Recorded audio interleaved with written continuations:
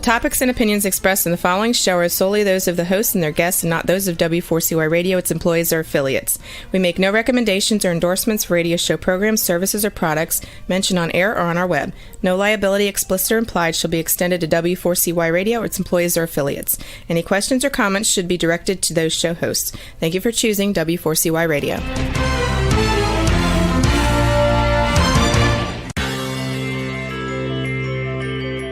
Who is January Jones? She is not a young, beautiful, talented actress on Mad Men. She is not an older, gorgeous, exotic dancer from the Johnny Carson Show. She is an author, and she wrote Thou Shalt Not Whine, the 11th Commandment, that reached #1 at Amazon.com. She is a reality TV golf personality with World High Stakes Golf televised on HDNet. She is a humorist and winologist expert. She is your featured host today on January Jones Sharing Success Stories. So sit back, relax, and get ready to laugh and listen to Ms. Jones with her eclectic roster of guests as you learn life's lessons. These stories plus sharing equals success. Welcome, and remember, beware, because you are entering the no whining world of January Jones.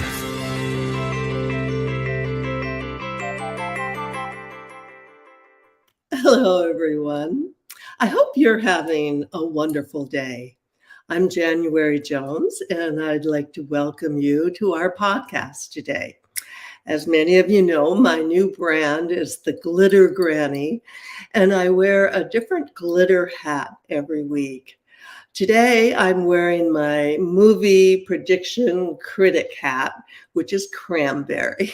And actually, as most of my friends know, my hats are really good for covering up my hair when I'm doing the show. So for our listeners, let me ask you a question today. Do you know that we are fast approaching the 95th annual Oscars award ceremony? 95 years, amazing. How many nominated movies have you seen this year? Well, with nothing else to do, I've seen them all. But a big reason for that is because of the wonderful opportunity we have with streaming. And so many of these movies we can actually watch in the comfort of our home. Tell me, do you have a favorite movie this year, or do you have a favorite actor or actress that you're cheering for? Would you like to meet someone today who will share her knowledge of Hollywood trivia with us? We hope you are ready for all of our predictions, or as my guest earlier told me, there may be more of a wish list than predictions. If you can answer yes or maybe to any of these questions, then you are in the right place. And I would like to welcome you to January Jones Sharing Success Stories. So now it's time to rest and relax, go get some cheese, get a glass of wine, so you can join us in the no wine zone. Now let me tell you a little bit about my guest today. She will give us a preview. We're going to actually preview some of the contenders. We can't possibly do all of them. There's so many. And we'll be sharing some trivia and amazing stories. Today, my guest is the Story Genie, and she's been on our show before. She was director, Sarasota County Film and Entertainment Office, serving more than 4,000 projects of all types, award-winning writer, producer, creator, director in television and video productions, and also a wonderful audio book producer these days. It's my pleasure to welcome to the show my dear friend, my guest, the Story Genie, Jeanne Corcoran. Hi, Jeanne. How you doing? I'm good, January. Thank you, as always, for being so kind as to include me and invite me on. It's a pleasure and a privilege. It's wonderful to have you on the show. I always love having you here. Before we begin our little predictions and preview of the 95th Oscars, I was thinking about this earlier, the effect that the pandemic has had on movies. Do you have any thoughts about that? I do. You know, so many of my friends for the last 25 years have been writers and producers and actors and directors and everybody that's in the movie making industry, as well as television and television movies, made for TV movies, things like that. And Yeah. the pandemic, it seemed to have cut the middle out, maybe cut the heart out a little bit of the industry, because the big blockbusters with $200 million budgets, they were getting made.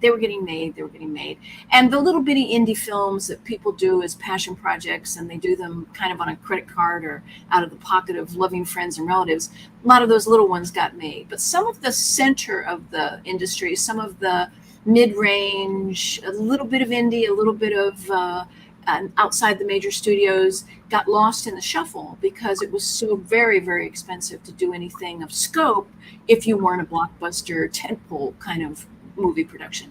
So I felt a lot of loss there when so many of the smaller films that are really notable with stars, but they do these pieces of art, almost these pieces of heartfelt passion projects that are bigger budgets than the small indies, but they're much, much smaller than the tent poles and the blockbusters and the epic Marvel movies and things like that. And I think they're the ones that we began seeing fewer and fewer of, and they're trying to play catch up. I think a lot of screenwriters were writing for the last couple of years, and I think you've got some great stuff on the shelves just waiting to slog its way through the competition, because when everybody's writing, I mean, everybody's writing. Actors are writing, directors are writing, producers are writing, We're all ready. people behind the scenes, stunt people, PAs, they're all writing. Everybody's a screenwriter all of a sudden because they have all this time on their hands. Yeah. Some of it's wonderful, some of it's, When we took that 2-year pause, I call it the pandemic pause, we got out of the habit of going to movie theaters. It's And true. I thought one of the most amazing things to happen in Hollywood and for the industry was when that old regular standby, Tom Cruise, came out with Maverick. Right. And all of a sudden, it was like, we're back. All of a sudden, people were crowding to the theaters. We actually, we have 3 grandsons, so we actually saw that movie 4 times. One time, my husband, we saw it, and then we saw it with each one of our grandsons. And it really brought people back into the theaters, and it kind of just gave the whole industry a shot in the arm, don't you think? I do. And, leave it to Tom Cruise. He knows what people like.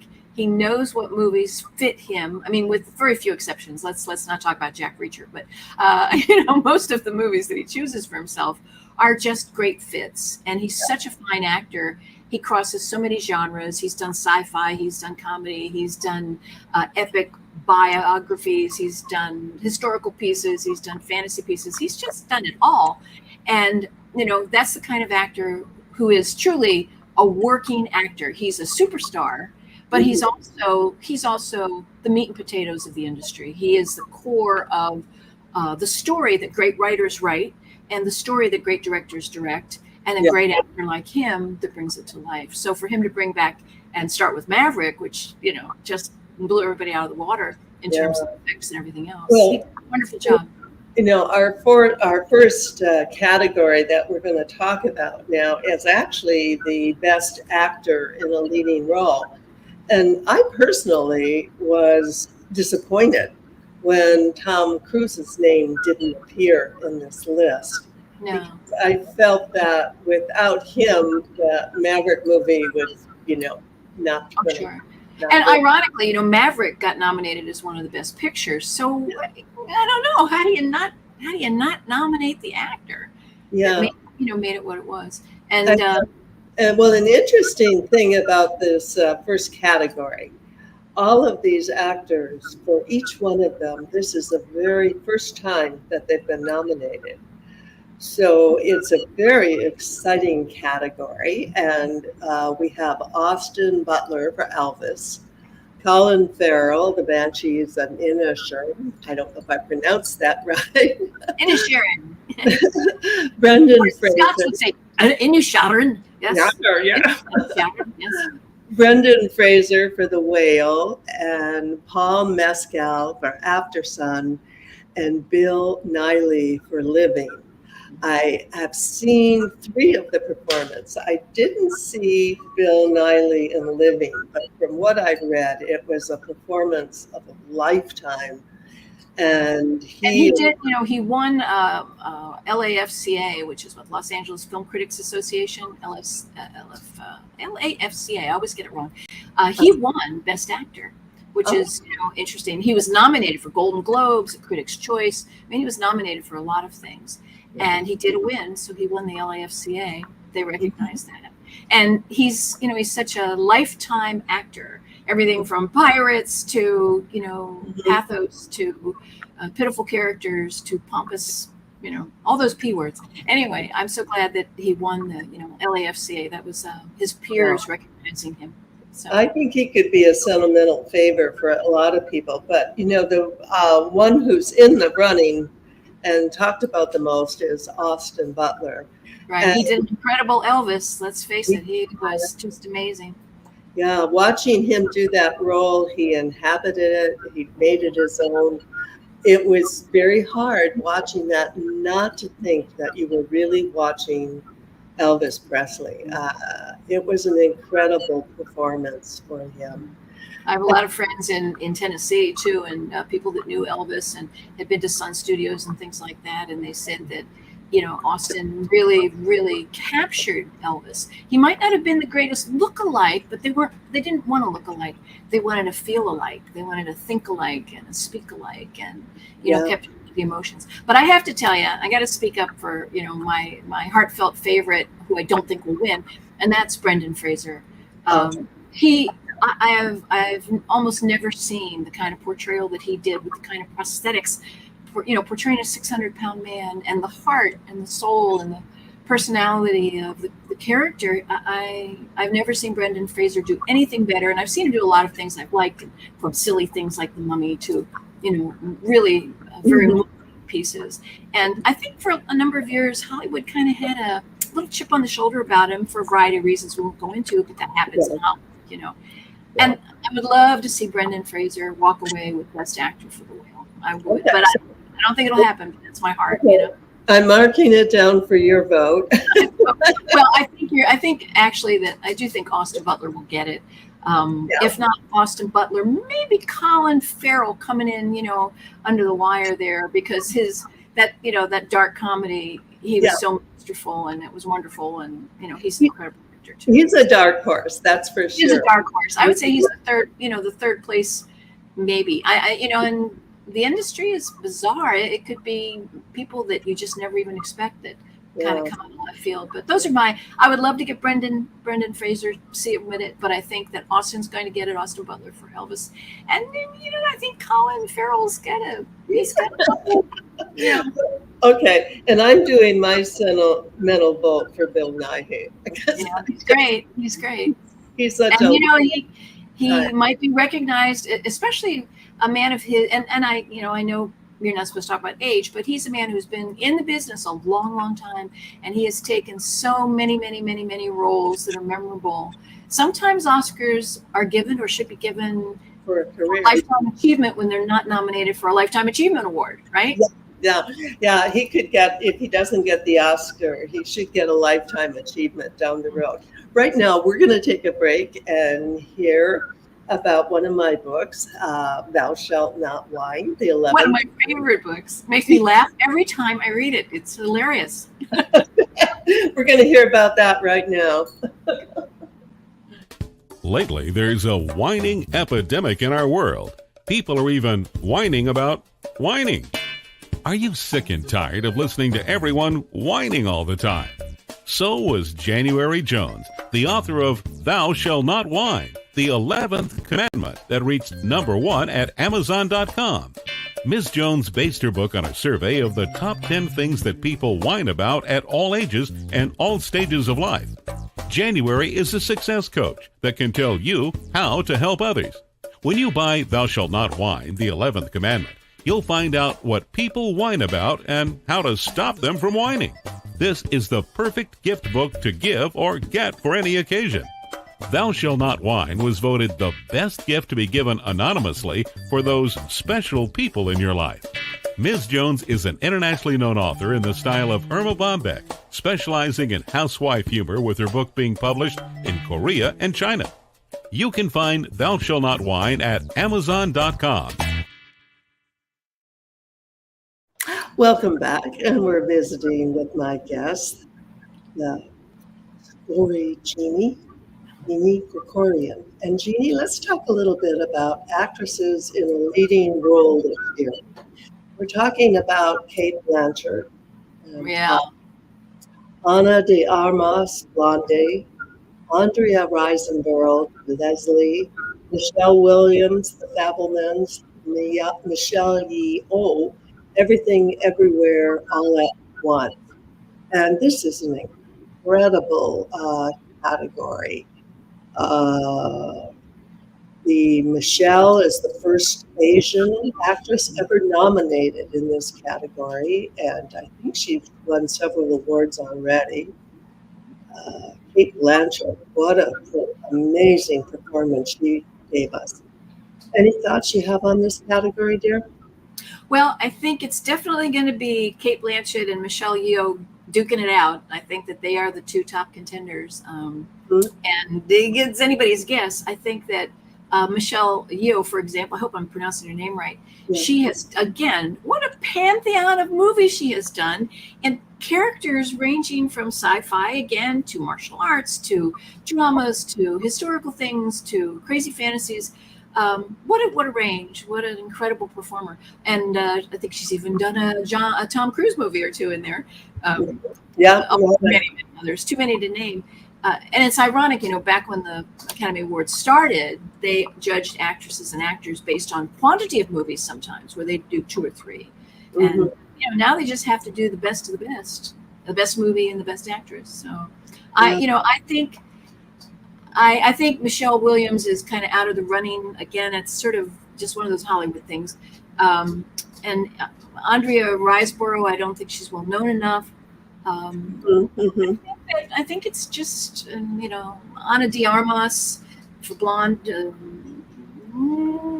I don't know. They're great people, and they certainly deserve to be nominated. But I think it's Cate Blanchett and Michelle Yeoh to the finish line. And I think they're going to go with Michelle. I think they're going to pick Michelle. I think so too. Michelle Williams is this is her 5th nomination, which I think is quite amazing. Yeah. She's the most nominated actor born in the 1980s. And Ana de Armas is the 5th Latina nominated in this category.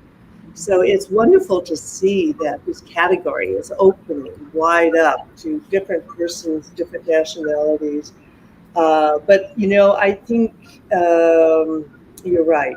I'm going to put my vote for Cate Blanchett because she gave a tour de force with what she did on that performance. And she's been winning all over for this thing. She's won a Golden Globe. She's won the Critics' Choice. She's won the other one's Venice International Film Festival, Santa Barbara International Film Festival, New York Film Critics Consortium or something. She's just won a ton already for this. For Best Actress. And although she's won, I don't know, she's had quite a few. She got a Golden Globes Musical Award, musical comedy. She got TIFF Award, Santa Barbara Guyver Kirk Douglas Award. I mean, she's been acknowledged, and she's been given notable awards, just not the ones that Cate Blanchett's been getting. So. Let's throw in a little bit of Oscar trivia right now, with this being the 95th year. And the first award winner was Wings, which was a movie that was made just about the same time that Al Jolson came out with the first speaking movie, The Jazz Singer. And at that time, it was unheard of for a speaking movie. And The Jazz Singer wasn't nominated, but The Wings won. And it was an interesting time because they were just trying to establish the Academy and create it, because the movie industry had suffered some pretty big setbacks with Patty Arbuckle and quite a few scandals. Right. And so they were bringing William Hayes into the scene and trying to clean up their act. Any good trivia stories you have from those first years? Well, it's very true about the whole thing about trying to clean up their act. They actually had to decide either they were going to clean up their act or it was going to be done for them, and they did not want to be. They didn't want to be the ones that had to suffer under the hand of someone else's judgment. I think that one of the things that was interesting about the early ones is that when Douglas Fairbanks and his fabulous wife put together the Academy itself, along with 33, 34 other people, she and he were not nominated for those first awards. They didn't get any nominations for the first awards. It was people like Norma Sharon, people like that were, And Wings, just a piece of trivia that isn't really. It's its own Sarasota trivia because we're from Sarasota right now, is that they actually showed Wings here at the Sarasota Film Festival one year. And it was quite an educational opportunity for so many, many film students and film enthusiasts to see Wings shown.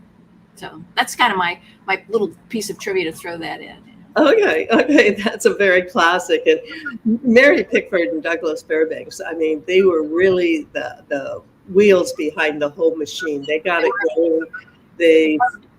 Mary more so than Douglas. Mary Pickford was one of the first to voice the concern that if they didn't police themselves, they were going to be stepped on by outside critics and outside controlling interests that would have probably killed Hollywood. So Mary Pickford didn't get much credit compared to him. But and what a love story they had. I mean, it was interesting that when their marriage ended, she went on to live another 40 years after he passed on, and I think he had probably been the great love of her life, even though it didn't quite work out.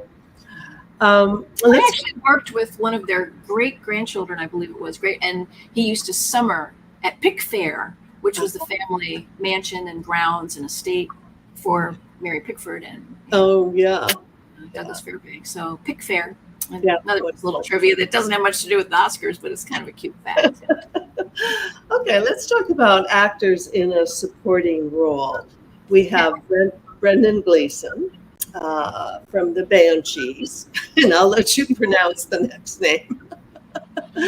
And then we have Brian Tyree Henry, Causeway, Judd Hirsch, the Fabelmans, Barry Keoghan, Pan, the Banshees. You're gonna have me pronounce Keoghan Kwan. Kwan. I'm sure I'm getting it wrong, but what a great actor he is. Yeah, everything, everywhere, all at once. What do you think about that? Well, I think that maybe a sentimental favorite is Ke Huy Quan, because 40 years ago or 4 decades ago is when he was the little boy in one of the Indiana Jones movies. And it's been a long time between being a little boy in the Indiana Jones movie, and he was brilliant in that, to where he is now. And, he has gotten he got, Golden Globes, Critics' Choice, Santa Barbara Independent Film Festival Awards. He won Best Supporting Actor in a lot of different places. And I think he's right up there as kind of the number one pick, I think. I would love to see, again, this is just a heartfelt thing that has nothing to do with who's going to win. I would love to see Judd Hirsch win, just because he's an incredible actor. He's an incredible man who has paid his dues and done a wonderful, wonderful job. And, everything from driving the bus full of kids in 4th of July to so many other things. But Judd Hirsch is, in the Fabelmans, did a great job.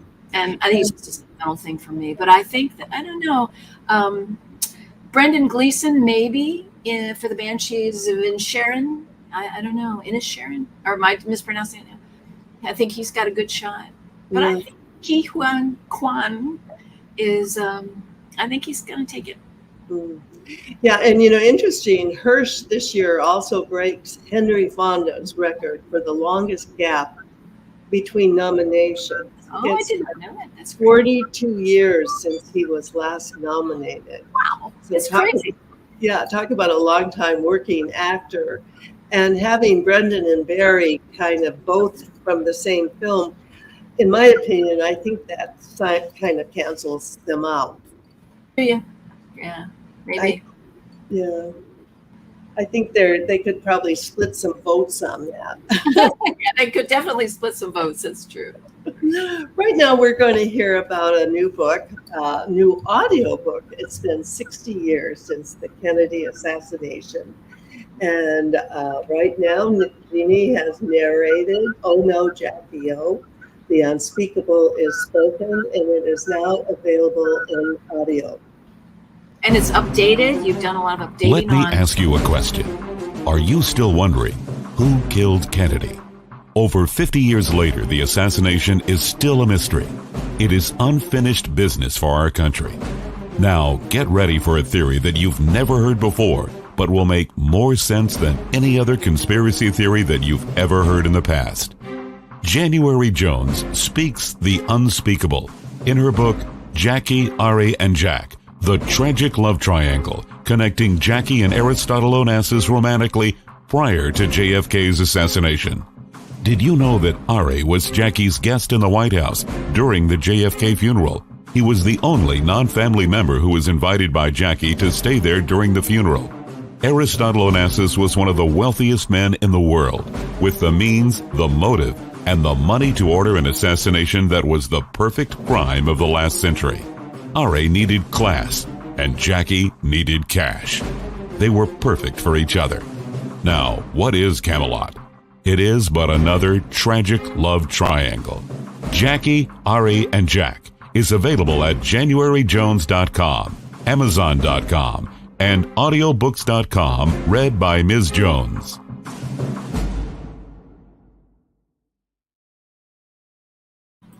Well, let's talk about Oh No, Jackie O. Well, actually, I'm planning to have you on the show where we're going to do a whole show and talk about the 60th anniversary and the fact that people are still asking who killed Kennedy. And you did such a wonderful job on the audio that I can't wait to share that with everyone. It's the longest book I've narrated. It was almost 12 hours long as an audio book. And every minute of it is so interesting, so compelling, so thought-provoking. So yeah, we'll talk more about it when we talk more about it, right? Yeah, we're going to have fun promoting that. This year, we're going to hear a lot about the Kennedy assassination, just by virtue of it being 60 years. It's true.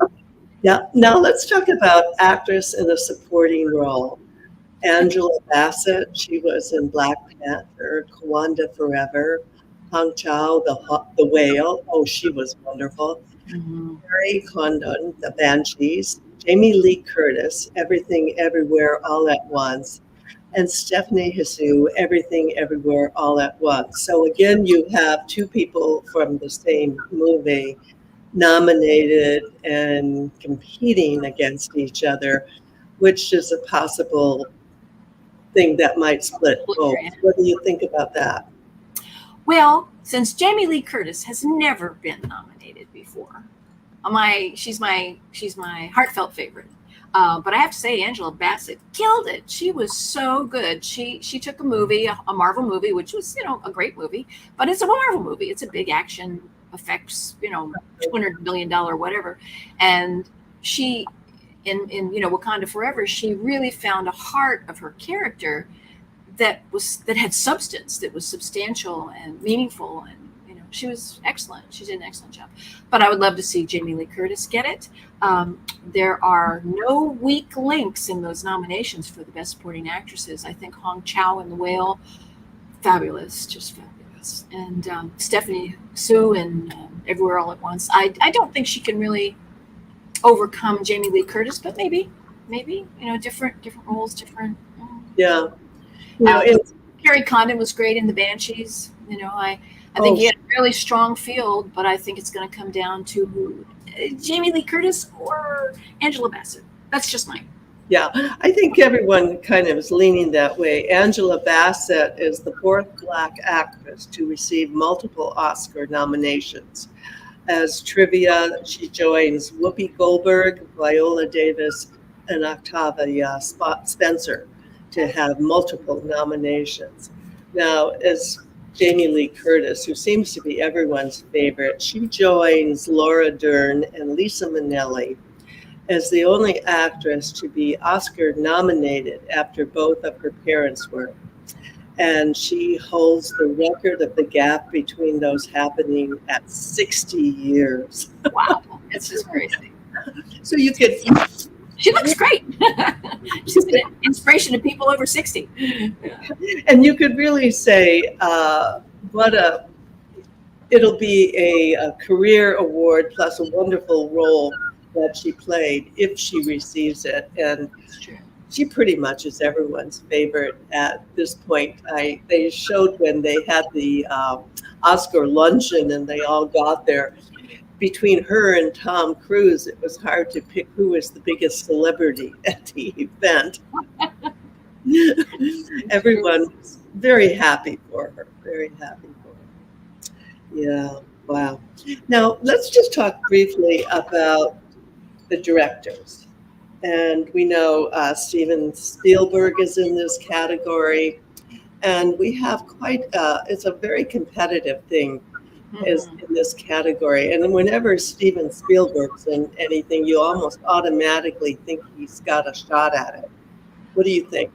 I think sometimes it works in reverse. I think that Spielberg, I mean, he's nominated for screenplay, he's nominated for the best director, he's nominated, the thing is nominated, and he's always on the list, he's always getting nominated, and he deservedly so. I'm not saying he doesn't deserve it, he certainly does.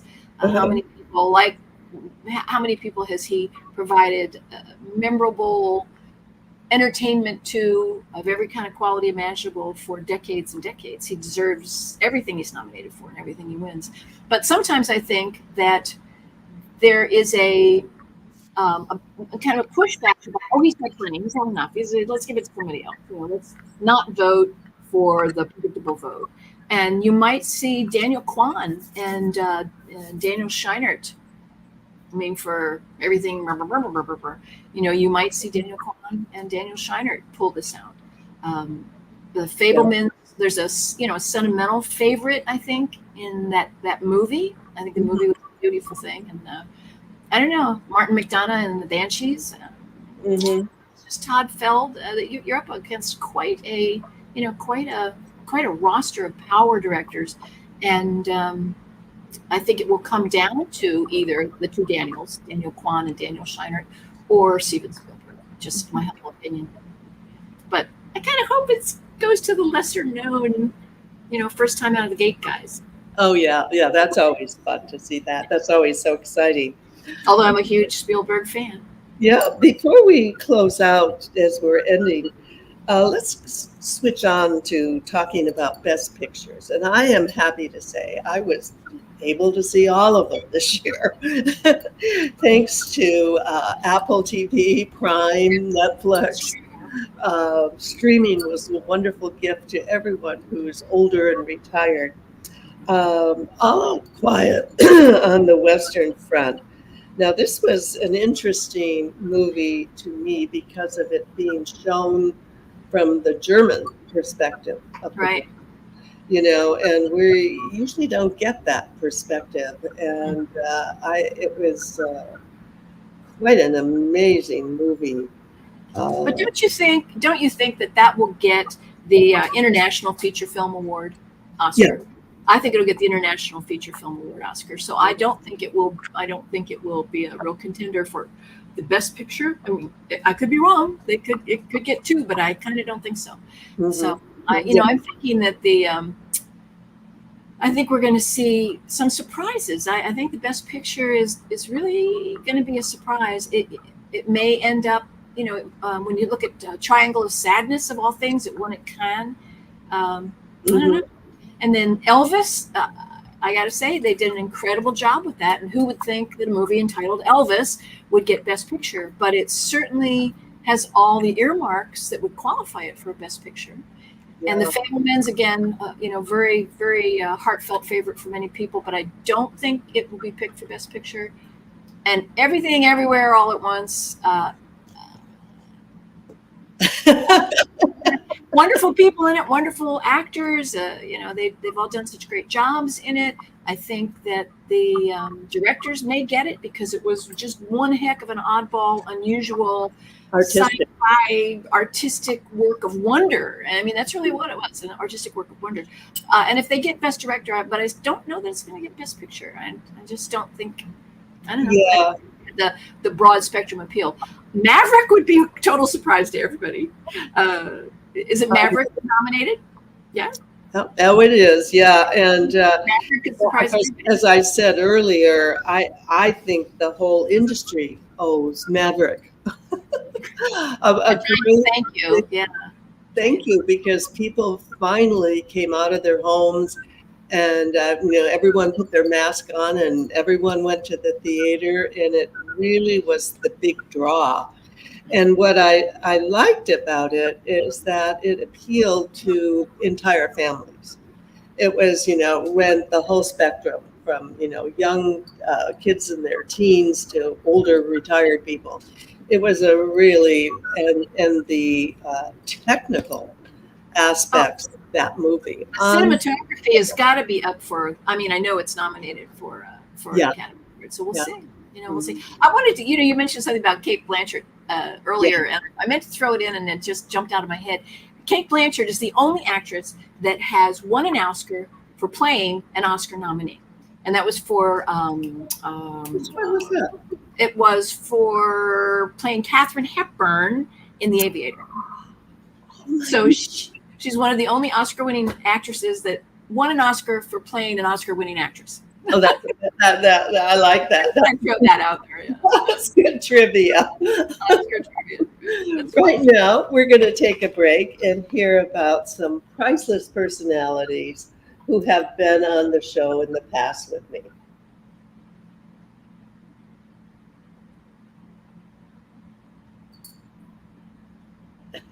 Roll that beautiful baked bean footage. Roll that footage. I think we're going to hear about them. Have you ever met someone who was unforgettable? Someone who has touched your heart and soul? People who have faced difficult problems? People who have struggled to find solutions? People who fearlessly shared their stories? People who have not only informed you, but inspired you?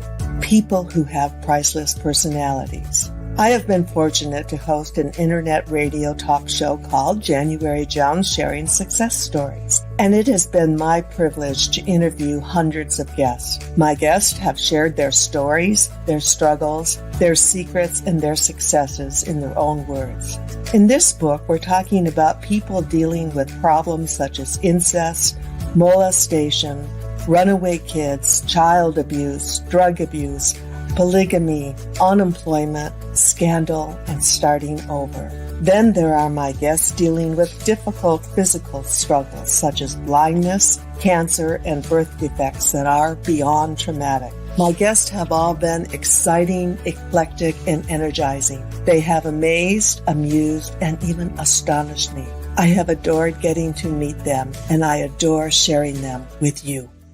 Attention all listeners. Priceless Personalities, Success Stories Shared by January Jones, Volume 2 is now available at Amazon.com in paperback and Kindle editions. You'll be able to meet 10 amazing people who will be sharing their own personal stories with all their struggles, successes, and solutions, sprinkled with lots of humor and hope. Priceless Personalities features a teenager who becomes one of the famous Supremes from Motown. A nurse who, as a humorist, helps people to heal, an inspiring laughter yoga instructor, a mother dealing with the loss of a child, an incredible motivational speaker, a woman who married 5 times, a gifted paranormal nurse, a wise economist, a funny female humorist, along with an older man sharing his sweet childhood in the Deep South. January's guests are all amazing and amusing. You will never forget meeting them. Go to Amazon.com for your own priceless experience.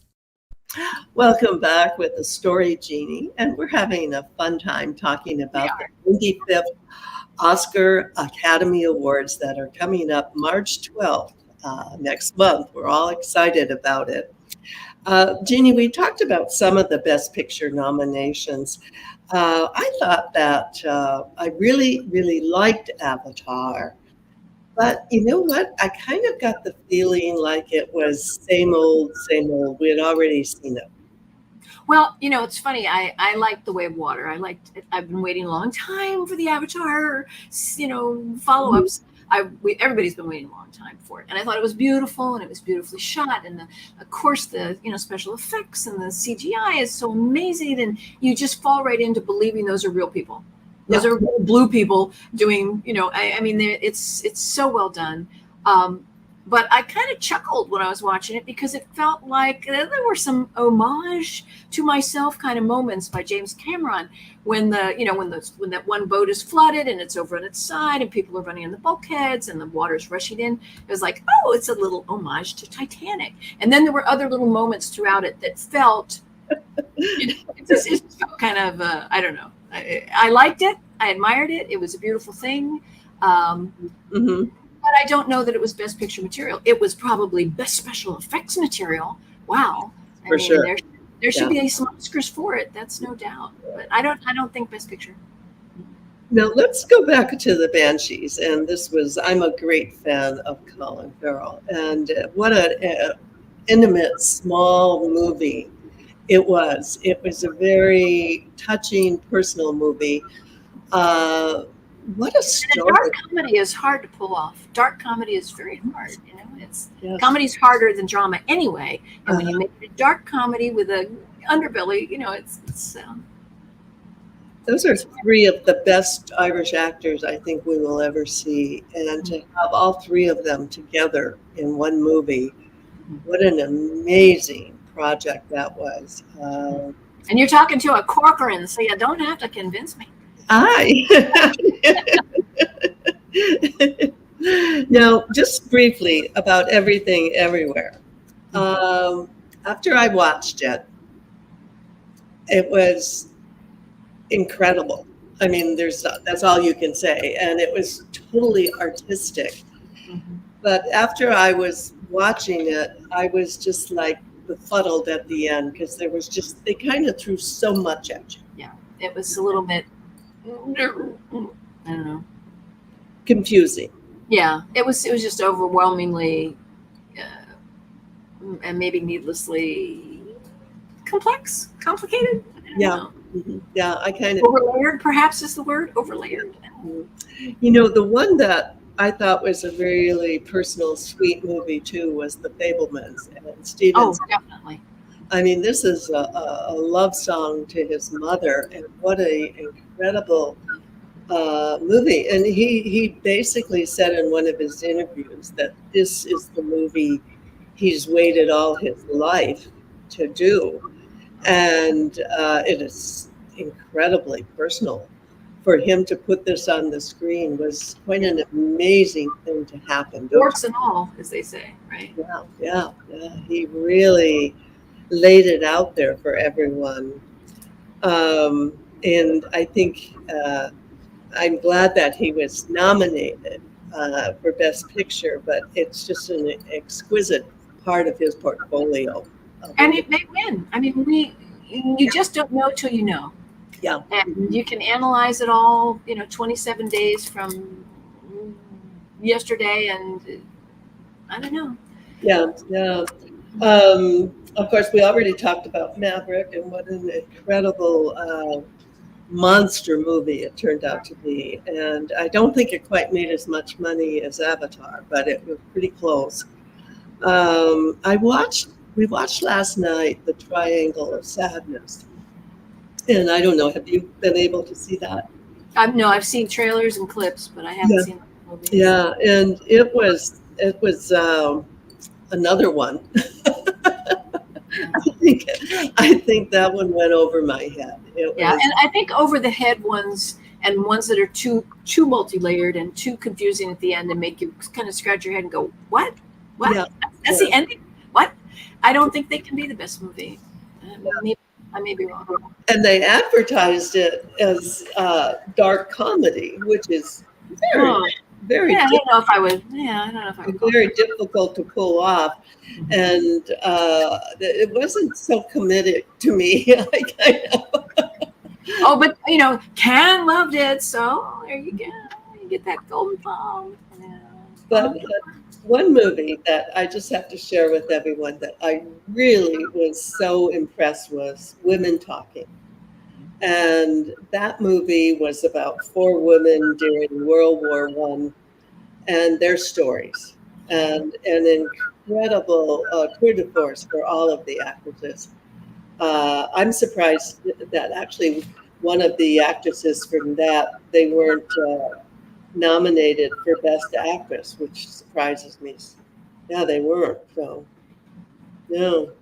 Anyway, it was an incredible feminist movie and well And the done. Screen Actors Guild well rewarded it. I mean, it got an ensemble award, and Okay. Screen Actors Guild gave it nominations, and really, at least that's honoring the actors most of all. Screen Oh, Actors. yeah. And as an ensemble, and it was just a wonderful movie. And I hope it gets some awards. So as we look back on our 10 best pictures, if you have to pick one, which I'm asking you to do, I have to pick one. I don't know. I would like to see maybe. I would like to see Maverick, but I don't think it'll happen. And if I can't have Maverick, Elvis. I'm going to pick Elvis. Elvis, yeah. I do. I think that the surprise of Elvis deserves the surprise and the appeal and the heart of it. Some of it was hard to watch and sad. Some of it was sad to watch, but that's an icon of music history, movie making history, cultural history. Yeah, it deserved to be made. Yeah, it's a role of a lifetime. And when we saw the Maverick movie earlier in the year, I said definitely nominated, possibly Best Picture. But then, like you, when I saw Elvis, absolutely, I knew it was going to be nominated. Yeah. And it wouldn't surprise me if it doesn't come in as a favorite Best Picture. People, it's kind of like the Kennedy assassination.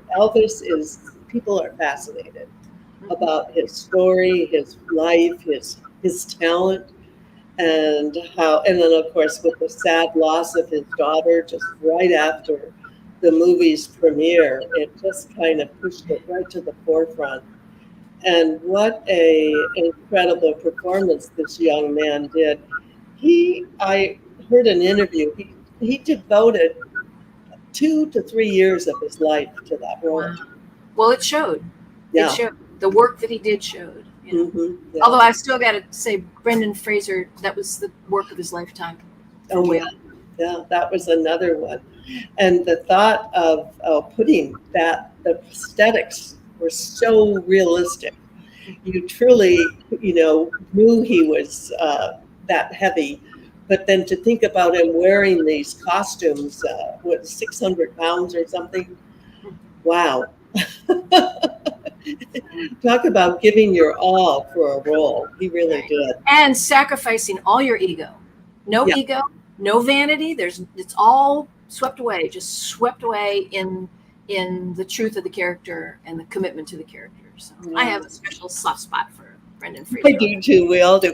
But you know what? This has been wonderful to talk about movies with you today. I love doing it. And we've made our predictions, and I'll be definitely reporting back to our listeners how right. I want to share one piece of trivia. Yes. You know, the only person named Oscar who ever won an Oscar was Oscar Hammerstein II. Oh!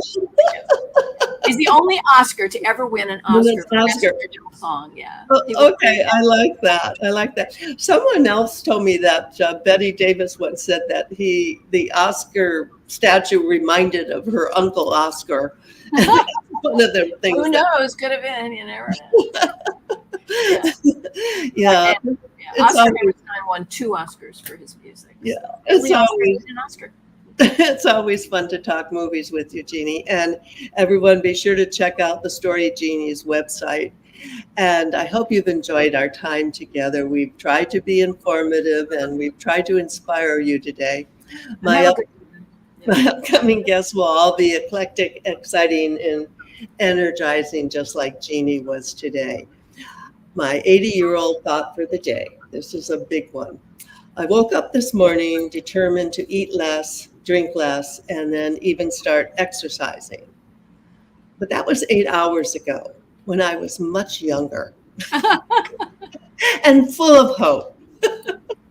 So there you go. Signing off from the Glitter Granny and the Story Genie. Thank you for entering the No Wine Zone with us. Thank you for having me. Oh, it was wonderful. Remember, listeners, stop whining and start smiling. And if that doesn't work, then you can just start eating chocolate, lots and lots of chocolate. Goodbye from Hollywoodland. Take care and stay safe until we meet again. We want to thank you for listening to January Jones Sharing Success Stories. Always remember Ms. Jones' personal mantra, if you can think it, you can do it. That's what all of our guests have done with their lives, and so can you. You are the ultimate success coach in your own life. All you need to do will be to start sharing your own story with your family and friends. We hope that our guest stories will encourage you to explore an equation in your future that will combine your creativity plus connecting with others will enable you to be successful too.